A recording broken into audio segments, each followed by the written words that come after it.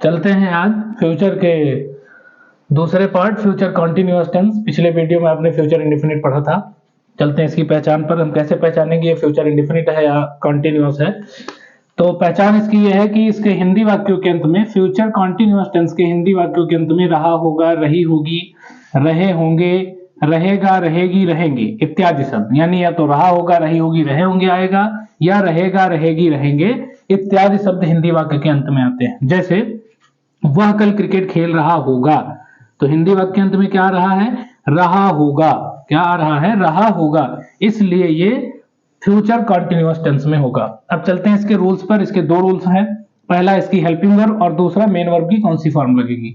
तो helping verb कोई भी फ्यूचर टेंस हो, चारों में से सब में शैल और विल का प्रयोग होगा। उसके साथ साथ कुछ वर्ड और भी लगते हैं। जैसे फ्यूचर कॉन्टिन्यूअस में हेल्पिंग वर्ब शैल बी और विल बी का प्रयोग होता है। शैल बी और विल बी का प्रयोग होता है। जिनके साथ शैल लगता था उनके साथ शैल बी, यानी आई और बी, आई और वी के साथ शैल बी, बाकी सभी सब्जेक्ट के साथ विल बी का प्रयोग करते हैं। आई और वी के साथ क्या करेंगे? शैल बी लगाएंगे और विल बी जो है अन्य सभी सब्जेक्ट के साथ लगाएंगे। अब दूसरा रूल क्या है? मेन वर्ब की आईएनजी फॉर्म का प्रयोग करते हैं। मेन वर्ब की आईएनजी फॉर्म का प्रयोग करते हैं। अब चलते हैं, आईएनजी फॉर्म का प्रयोग इसलिए करते हैं क्योंकि ये कॉन्टिन्यूअस टेंस है और आपको बता चुके हैं कि जितने भी कॉन्टिन्यूअस टेंस होंगे, चाहे वो कॉन्टिन्यूअस हो या परफेक्ट कॉन्टिन्यूअस हो, सब में मेन वर्ब की आईएनजी फॉर्म लगेगी। अब फॉर्मूले पे चलते हैं। अफर्मेटिव सेंटेंस में फॉर्मूला इसका क्या हो जाएगा? सबसे पहले सब्जेक्ट लिखते हैं, सब्जेक्ट के बाद हेल्पिंग वर्ब यानी विल बी और शैल बी, फिर मेन वर्ब, फिर ऑब्जेक्ट और फिर कॉम्प्लीमेंट। जैसे सेंटेंस क्या दिया गया है कि वह कल क्रिकेट खेल रहा होगा, तो सबसे पहले क्या लिखेंगे? सब्जेक्ट। सब्जेक्ट क्या है? वह। क्रिकेट खेलने का काम कौन कर रहा है? वह। तो सब्जेक्ट कौन हो जाएगा? वह, मतलब ही। अब ही के बाद क्या लिखना? सब्जेक्ट हो गया विल बी या शैल बी। आपको पता है कि ही के साथ क्या लगना है? विल बी, क्योंकि आई और वी के साथ शैल लगना है, बाकी सबके साथ विल लगना है। तो ये हो जाएगा will be, he will be. फिर वर्ब की आईएनजी फॉर्म का वर्ब क्या है? प्ले। प्ले मतलब खेलना, और प्ले की आईएनजी फॉर्म ही will be playing the, object क्या है? Cricket. He will be playing the cricket. ये आपका अफर्मेटिव का फॉर्मूला है और इसका ट्रांसलेट ऐसे करेंगे। सब्जेक्ट प्लस विल बी या शैल बी। अगर सब्जेक्ट आई वी है तो यहां शैल बी लग जाएगा, अगर सब्जेक्ट आई वी के अलावा कुछ और है तो विल बी लगेगा। फिर वर्ब की आईएनजी फॉर्म और फिर ऑब्जेक्ट या कॉम्प्लीमेंट है तो वो लिख देंगे। हाँ सॉरी, इसमें एक चीज और कॉम्प्लीमेंट भी है। कल की अंग्रेजी लिखना है कि वह कल क्रिकेट खेल रहा होगा। तो कल फ्यूचर टेंस में कल की अंग्रेजी क्या लिखते हैं? Tomorrow, TOMORRO, tomorrow. He will be playing the cricket tomorrow. वह कल क्रिकेट खेल रहा होगा। चलते हैं नेगेटिव सेंटेंस पे। आपको नेगेटिव के फॉर्मूले में क्या करना है? जैसे आप अफर्मेटिव से नेगेटिव जब बनाते थे तो हेल्पिंग वर्ब के बाद नॉट लगाते थे, वैसे इसमें भी आपको विल बी और शैल बी, यानी विल और शैल के बाद नॉट लगाना है, फिर बी का प्रयोग करना है। यानी फॉर्मूला क्या हो जाएगा? Subject plus will not be या shall not be plus verb की आईएनजी फॉर्म, ऑब्जेक्ट और कॉम्प्लीमेंट। यानी सब्जेक्ट के बाद क्या लिखना है? विल अथवा शैल में से कोई एक लिखना है, फिर नॉट लगाना है, फिर बी लिखना है, उसके बाद वर्ब की आईएनजी फॉर्म और फिर ऑब्जेक्ट कॉम्प्लीमेंट। जैसे फॉर्मूले के हिसाब से हम चलते हैं, ट्रांसलेट करते हैं। क्या लिखा है? हम की अंग्रेजी क्या होती है? वी। अब वी आपको पता है कि आई और वी के साथ क्या लगना है? शैल। तो हम किसका प्रयोग करेंगे? शैल। अब बी, शैल बी लगाते कब? जब ये अफर्मेटिव है। नेगेटिव है इसलिए क्या करेंगे? नॉट के बाद बी लगाएंगे, शैल नॉट बी। फिर वर्ब की आईएनजी फॉर्म, वर्ब क्या है? प्ले। प्ले की आईएनजी फॉर्म प्लेइंग, प्ले की आईएनजी फॉर्म प्लेइंग, यानी we shall not be playing the cricket. ये आपका ऑब्जेक्ट हो जाएगा। उसके बाद कॉम्प्लीमेंट में क्या है? कल। कल की अंग्रेजी क्या होगी? टुमारो। यानी हम कल क्रिकेट नहीं खेल रहे होंगे, we shall not be playing the cricket tomorrow. ये आपका अफर्मेटिव और नेगेटिव सेंटेंस हो जाएगा। अब चलते हैं इंट्रोगेटिव।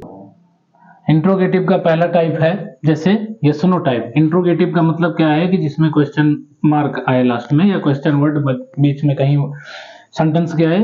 पहला yes no type. Yes no type की पहचान क्या होती है? कि जिसमें प्रश्नवाचक शब्द वाक्य में पहले आता है और क्या आए, मतलब क्या प्रश्नवाचक शब्द जो होगा वो वाक्य में यदि सबसे पहले आता है तो यस नो टाइप, और यदि बीच में कहीं क्वेश्चन वर्ड कोई भी आता है, कब, क्यों, कैसे, कहां, कौन, कितने, इसमें से कुछ भी आएगा तो वो WH टाइप, इसीलिए मैंने दोनों लिख दिया है। ये यस नो टाइप है, इसकी पहचान क्या है, क्वेश्चन वर्ड पहले आएगा। WH टाइप की पहचान क्या है, पहले क्वेश्चन वर्ड ना आकर मध्य में कहीं आएगा वाक्य के। अब इसका ट्रांसलेशन क्या करते हैं, जो यस नो टाइप होता है उसमें सबसे पहले हेल्पिंग वर्ब लिखते हैं, किसके अनुसार, सब्जेक्ट के अनुसार। सब्जेक्ट है वह, और वह के लिए हेल्पिंग वर्ब क्या होती है, विल। उसके बाद क्या लिखना है, सब्जेक्ट, विल के बाद सब्जेक्ट, विल ही, फिर बी लिख देना है। बी का प्रयोग सब्जेक्ट के बाद, जैसे वहां पर बी का प्रयोग नॉट के बाद करते थे नेगेटिव में, और यहां भी बी का प्रयोग कहां करेंगे, सब्जेक्ट के बाद। पहले हेल्पिंग वर्ब यानी विल सेल, फिर सब्जेक्ट, फिर बी, फिर वर्ब की आईएनजी फॉर्म। वर्ब क्या है, प्ले। अब प्ले की आईएनजी फॉर्म प्लेइंग। ऑब्जेक्ट क्या है, the cricket, playing the cricket. आगे क्या है, कल, कॉम्प्लीमेंट में क्या है, कल, और कल की अंग्रेजी क्या होगी, टुमारो, क्वेश्चन मार्क। यानी क्या हो जाएगा, क्या वह कल क्रिकेट खेल रहा होगा, will he B playing the cricket tomorrow. ऐसे ही चलते हैं WH टाइप पे। अब WH टाइप में क्या है, दोनों में अंतर क्या है, इसमें क्वेश्चन वर्ड नहीं है, और इसमें सबसे पहले क्या लिख देना है, क्वेश्चन वर्ड। बाकी सेम फॉर्मूला, यहाँ बिल है, बिल के पहले क्या लिख देंगे, क्वेश्चन वर्ड। बाकी बिल टाइप में आपको क्या करना है, जैसे यहाँ पर विल लिखा है, विल के पहले आपको केवल क्या लगा देना है, क्वेश्चन वर्ड। विल के पहले क्या लगा देना है, क्वेश्चन वर्ड। बाकी सेम फॉर्मूला रहेगा। अब चलते हैं ट्रांसलेट पे, आपको सब कुछ वही लिखना है, बस क्वेश्चन वर्ड को सबसे पहले लिख देना है। क्वेश्चन वर्ड क्या है, कहां, कहां की अंग्रेजी सबसे पहले लिखनी है, वेयर। उसके बाद सेल या विल सब्जेक्ट के अनुसार। सब्जेक्ट है वे मतलब दे।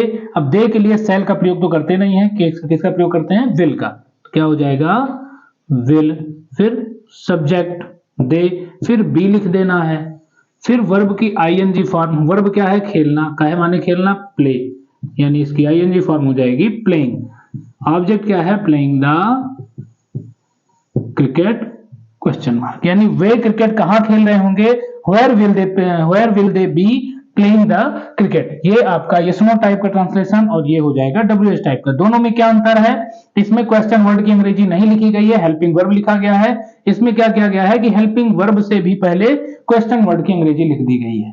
बस है कि आई और वी के साथ सेल का प्रयोग करते हैं, बाकी सबके साथ विल का प्रयोग करते हैं। लेकिन कभी कभी कुछ कंडीशन ऐसी होती है सेंटेंस में कि आई वी के साथ विल का और बाकी सबके साथ सेल का प्रयोग करते हैं। जैसे किसी कार्य में धमकी या अनिवार्यता दिखाई जाए तो उसमें क्या करते हैं, जिनके साथ सेल लगना होता है उनके साथ विल, और जिनके साथ विल लग रहा होता है उनके साथ सेल का प्रयोग करते हैं। जैसे लिखा हो कि वह, जैसे कि लिखा है वह तुम्हारी मदद अवश्य कर रहा होगा, तो अवश्य लग जाने से क्या दिखाया जा रहा है कि इसमें कार्य की अनिवार्यता है।